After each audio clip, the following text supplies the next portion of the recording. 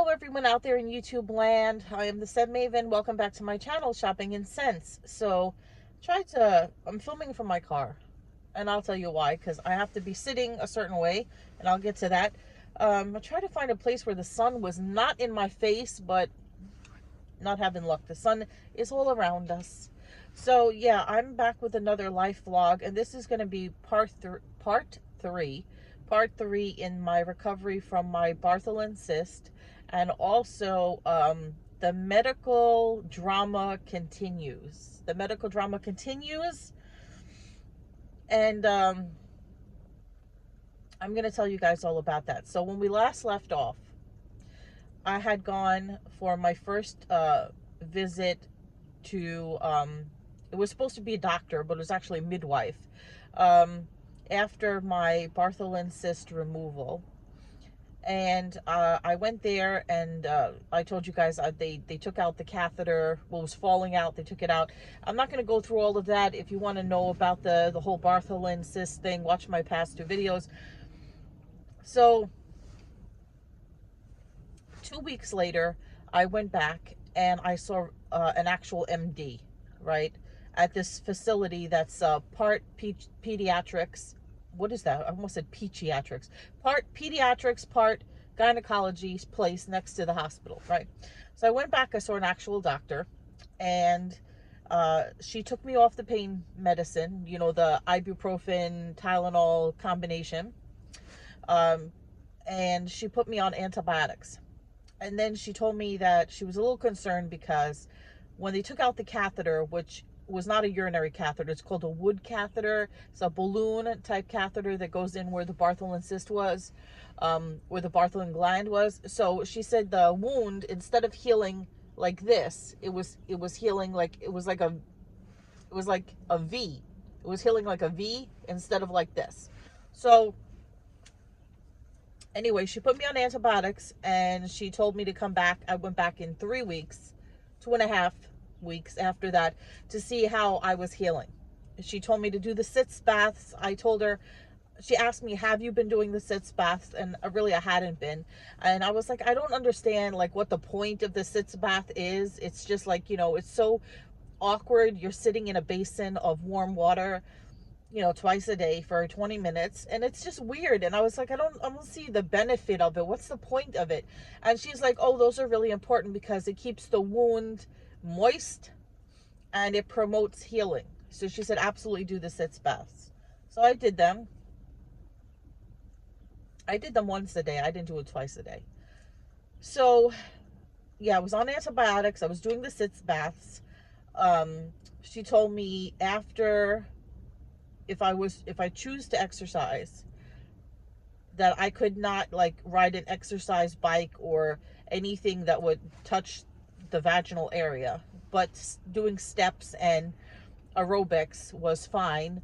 But after working out, to immediately take a shower afterwards, so that no sweat or anything gets into where the wound was. And she also said the same thing about sexual activity. She said, you know, she advised against it because she said that could cause bacteria to enter where the wound is. But I thought to myself, well, if I can exercise, I can certainly still have sex, as long as I take a shower immediately afterwards and clean the wound area, which is what I ended up doing.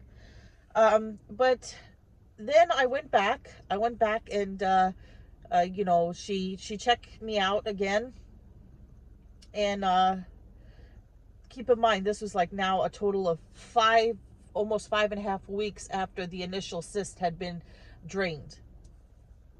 And she said to me, it looks like the wound is healing really well. It's still not closed. Now, to this day, it's still not completely closed. It's still healing. The layers are healing up. So it's not completely closed. But she said that was good when I saw her last, which was about a week and a half ago, something like that. She said it's good that the wound is not completely closed, because if anything needs to drain out, it'll drain out, which nothing has been coming out that I see. And yeah, so she says it's healing properly, and it's going to take quite a while for it to completely close. So that was that. But then I told her, now this was, keep in mind, I had visited her. It was maybe 2 days after my period had ended, which worked out well because, they say you can go for a gynecological visit even if you have your period, as long as it's not like a heavy flow day and you're not super messy. But so my period had ended. And then she asked me, do you have, when she did this exam about the recovery from the wound, do you have pain? Do you have, whatever, discharge? Do you feel this? Do you feel that?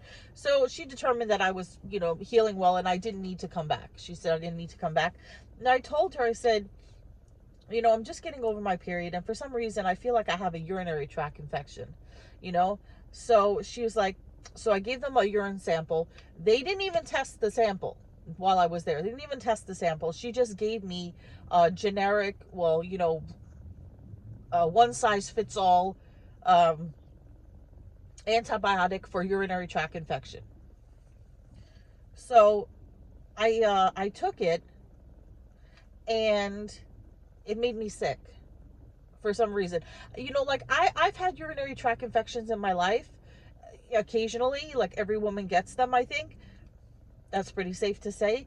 And I've taken antibiotics for urinary tract infection. I don't think I've ever taken the one that she had given me, but whatever. So the first time I took it, I was sitting at my chair at my desk area doing some work on the computer. When I got up, I felt really dizzy.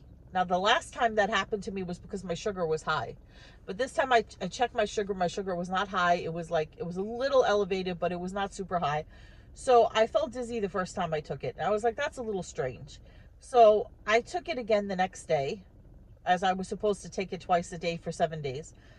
And it made me feel lightheaded. It made me feel weird. So I stopped taking it. And I tried calling the doctor and I tried calling the nurse's station there. And I called them multiple times. They never returned my calls. The doctor never got back to me. So I just stopped taking it. And I'm still very disappointed with the services that I received, because you call them, you have questions, they don't call you back. They don't call you back. They don't email you. They don't respond to you. Nothing. I left multiple messages. So I stopped taking the medication. And I just kept drinking water, and I waited a few days and it felt like it had gone away. I mean, a cough drop. It felt like it had gone away. But you know what I said to myself? I was like, what if I do have a urinary tract infection? And the urine, like when you're peeing or whatever, is touching that wound, which is still not completely closed. What if I get bacteria in the wound? So I went to my regular MD and I said, listen, I explained to him what happened.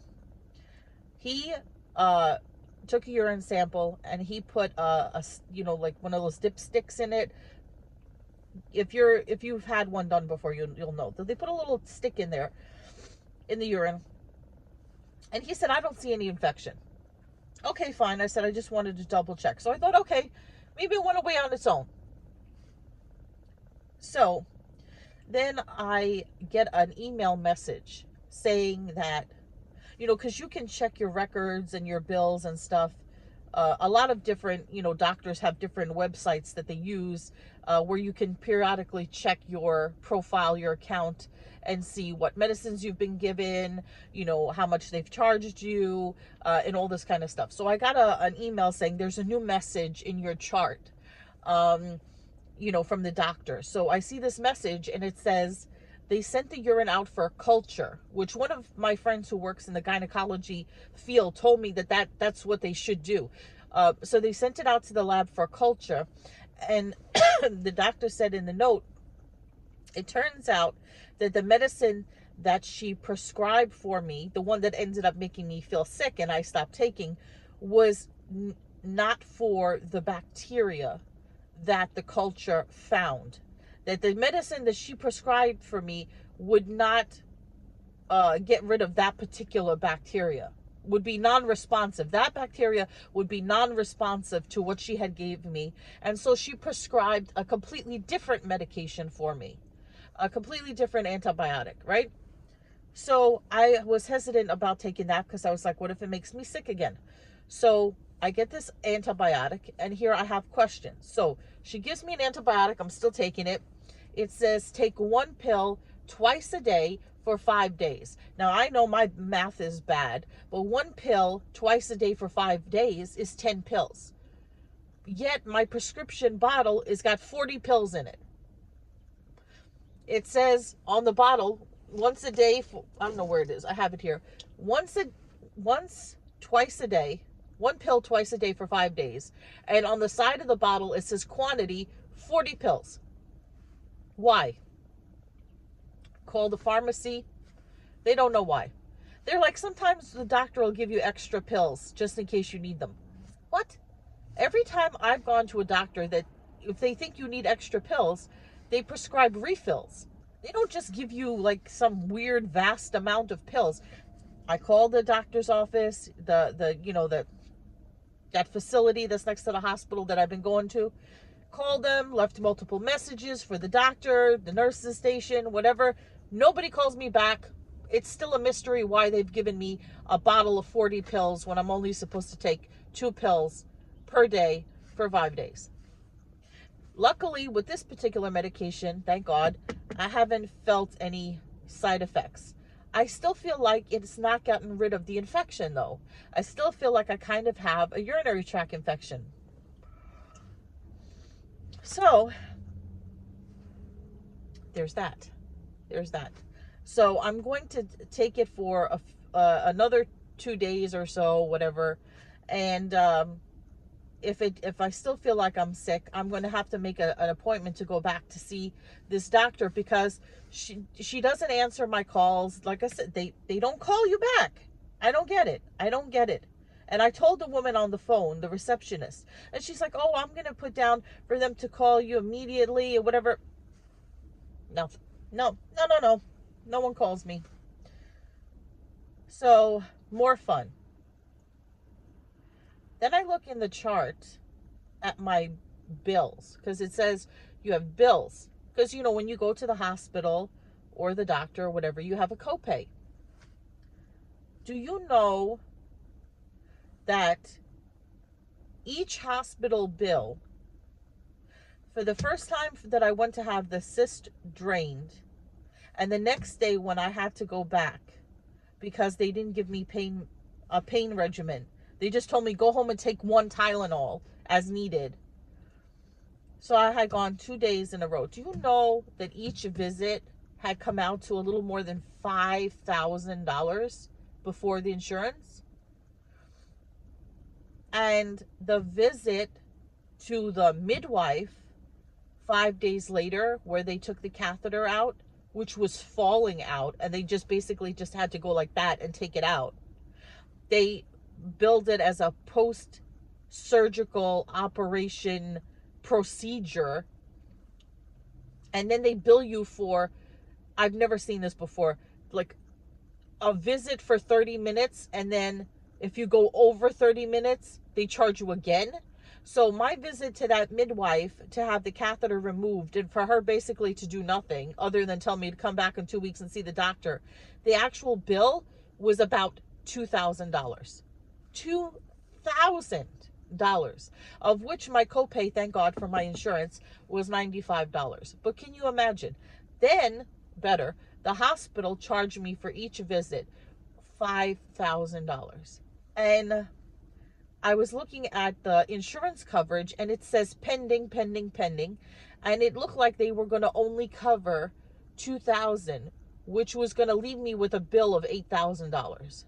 Which is crazy insane, because, when I had to get stitches, when I had to get stitches in my finger, when I cut my finger open and stuff, I know my hospital copay is between like $100 and $200. It should not be, $8,000 left for me to pay. So I called up the insurance company, and they said, it looks like they put in the wrong code. They have it as a infertility visit. Who goes to the emergency room for infertility? What, do people go to the emergency room and go, well, I must get pregnant now? Why would you go to the emergency room for infertility? Why? Anyway, He's like, they put in the wrong codes. It's billed as, they billed it as infertility treatments, and so that's how come the insurance is not covering most of the charges. He's like, I said, I went and I had a cyst removed, and I went back for pain management for removal of this cyst. It had absolutely nothing to do with infertility. As a matter of, well, I didn't tell him this, but the last thing I wanted to do is to have a baby. That was, no, those words will never come out of my mouth, that I want to have children. So I was like, so he said to me, don't worry, we're going to correct it. It should take 30 days for it to reset in the system. And then your copay should be about $100 per visit. So there's that. Now the medical drama continues. So after being out of work for about 5 weeks, I had already scheduled a vacation for Christmas time for 2 weeks. But then, because I had gotten the Bartholin cyst, I ended up taking an additional 3 weeks off. So I was out for 5 weeks, which I have vacation time, sick time, whatever. So I was out for 5 weeks. I finally returned to work this past week. So I was doing okay. And then on Thursday, I started to get aches and pains. And I started to feel pain in my back when I was bending over to pick up the garbage can, or, like the little waste paper basket and stuff. And I said to my coworker, I was like, oh, I got aches and pains. I said, I must be getting old. Right? The next day, I go to work on a Friday. My lower back was killing me. Like, when I was sitting in the, not like from walking around, but like sitting at my desk, at the chair in front of my desk, my lower back was hurting me so much. And I don't know why. Like, I hadn't lifted anything heavy. I hadn't moved anything heavy. So I had absolutely no idea why all of a sudden I was getting this back pain. The last time I really hurt my back was a couple of years ago. Had to be at least 5-6 years ago. When I lifted a fish tank. When I had a fish tank, and it had too much water in it. It was a 10-gallon fish tank. It wasn't full to the top, but I moved this fish tank and I hurt my back. But it made sense why my back hurt, because I moved something heavy that I shouldn't have moved. This, I had no idea why my back was hurting me. So I thought I was going to have to go home. I was really having a hard time sitting at my desk. I kept having to stand up, and I was like pacing back and forth, and go back to sit back down, and it just was really hurting me. I took 2 extra strength Tylenol. It did absolutely nothing. So while I was sitting there, right, one of my colleagues from the office next door, because we're all kind of like in the same building, she pops in occasionally, and I pop in over there sometimes. Hey, how you doing? Whatever. So she comes in and she says, hey, how you doing? And I was like, oh, you know what? I'm not feeling so good today. My back is really hurting me. And so she said, she's like, girl, look at the chair you're sitting in. You're sitting all hunched over. That chair is no good. It's so low to the ground. Your computer is low. She's like, you should be sitting up in a higher chair and whatever. So we switched my chair to another chair that was in the office. And she's like, I have these, I had ordered a couple of these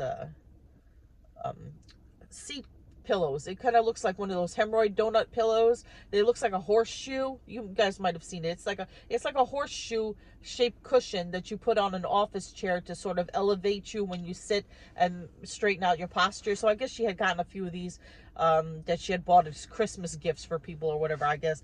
And she had an extra one, and so not used. Not that makes a difference, because it's not a medical pillow. It's an office cushion pillow. But anyway, so she gave me that. So that really seemed to help. As far as I was still in pain, but with the higher chair and the cushion, the horseshoe cushion, I was able to sit upward. See, now when I just did that, my back hurts. I was able to sit up and straight that I was able to get through the day of work and not have to leave early. And I had planned to go to the doctor. Even if I had left early, my doctor, he reduced his office hours, so he wasn't there on Friday. So I said, okay, if I'll get through this day of work, and then tomorrow, Saturday, that was yesterday, I'll go to the doctor and find out what the hell's going on.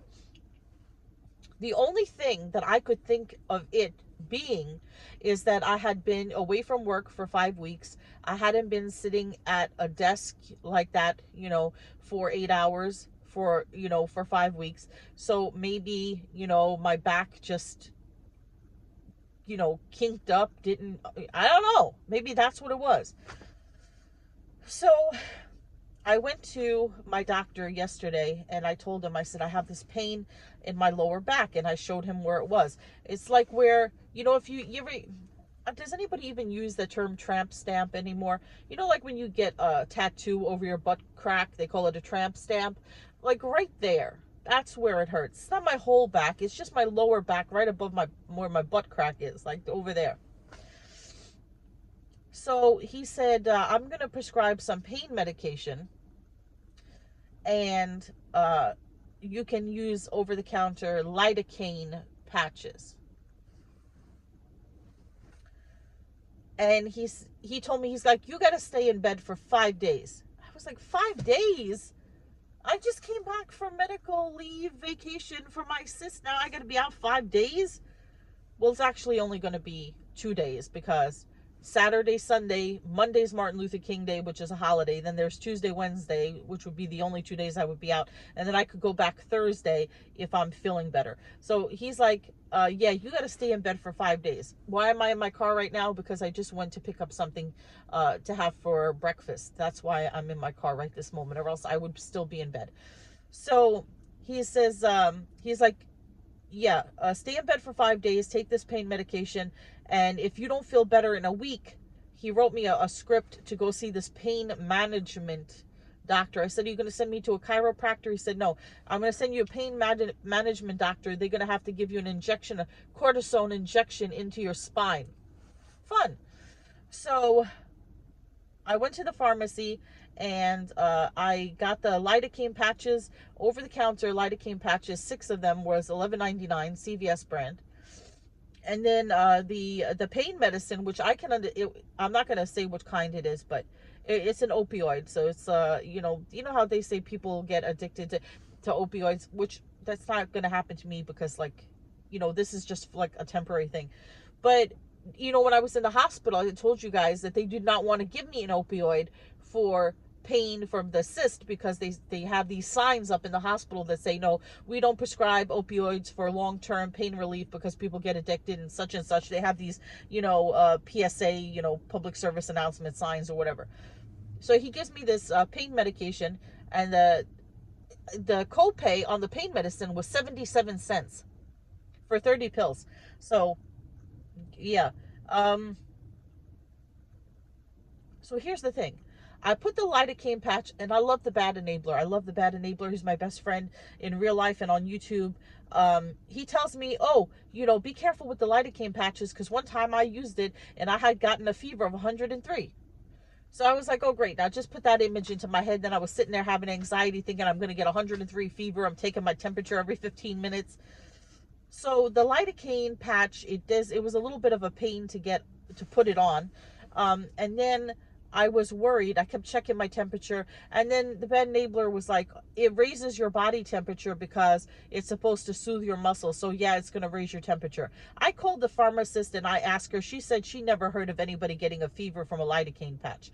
And then also you have to remember that when I had that growth on my toe last year that I had removed, and also when I had the cyst drained, I had gotten injections of lidocaine. So I have been injected with lidocaine before and not had an allergic reaction to it. So I could not imagine that using lidocaine in a very small 4% lidocaine patch would give me an allergic reaction of fever. But anyway, I kept the patch on for 2 hours. It says you can keep it on for 8 hours.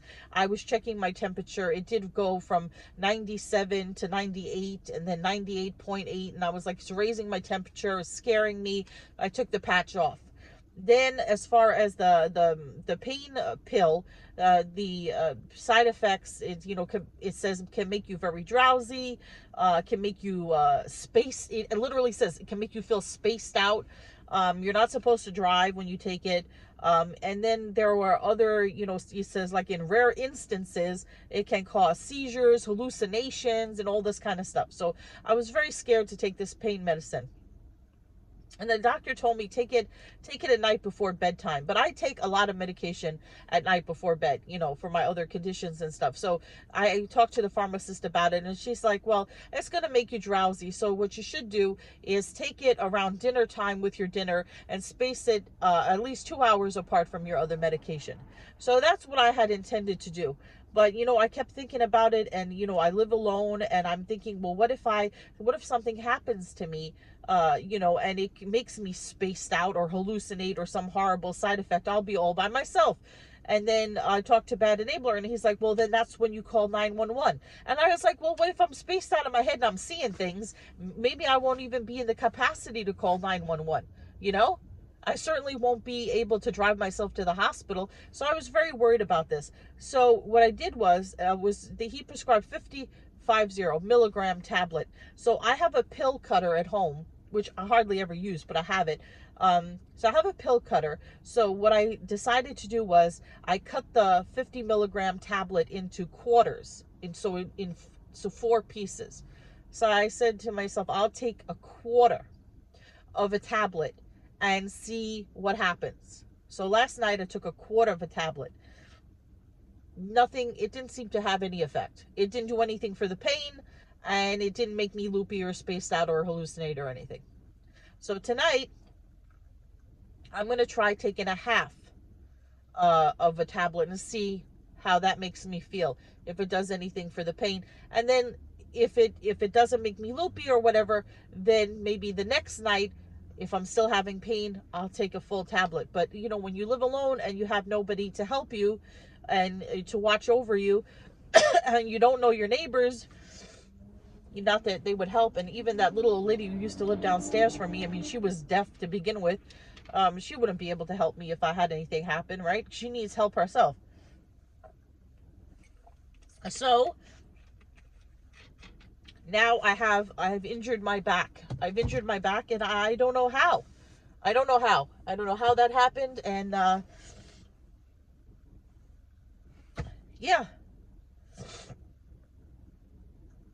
So now I'm going to go home, and I'm going to rest.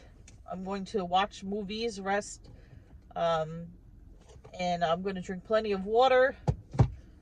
Try to get rid of the urinary tract infection. Oh, that's the other thing. The other thing is this antibiotic that they gave me for urinary tract infection. The pharmacist told me it can cause yeast infection as a side effect. So they told me to take either a probiotic or eat yogurt. So I just started eating the yogurt yesterday, but I started taking the medicine on Tuesday. So I did go a couple of days of taking that antibiotic without eating a probiotic, without having yogurt.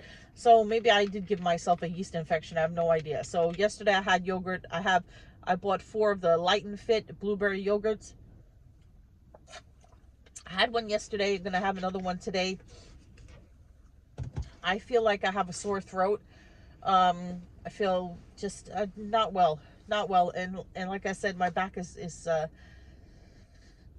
hurting me. So that's the update. Let me know what you guys think. I know it seems like every video that I've been posting recently has been about some kind of medical mishap, drama stuff. So yeah, but I appreciate everybody wishing me well and offering their advice and stuff. Somebody's walking up. Is that a Pomeranian? Yeah, offering me their advice and everything. So remember to comment, rate, subscribe. If you want to donate to my channel, you can click the thanks button. That's always appreciated. Not necessary, but very much appreciated. And yeah, I will. I'm trying to get this up to exactly 30 minutes. So yeah, follow me on Instagram at Shopping and Sense. I will see you all in a future video.